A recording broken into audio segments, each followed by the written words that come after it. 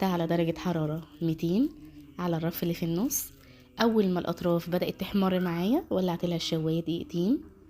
اول ما تطلع من الفرن وهي سخنة هبدأ اسقيها بالشربات. هنعمل التركة زي بتاعة الحلواني بالظبط.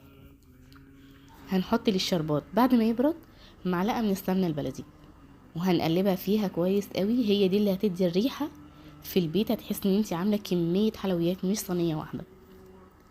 وده شكلها النهائي معانا بلونها الذهبي الجميل. هنقطعها طبعا مقرمشة من بره وطرية من القلب من جوه. سبتها 10 دقايق بعد ما طلعت من الفرن علشان اقطعها. متماسكة معايا والكريمة نفسها بقت متماسكة. بتمنى الوصفة بتاعتي النهاردة تكون عجبتكم، وبتمنى تجربوها وتقولوا لنا رأيكم فيها ايه.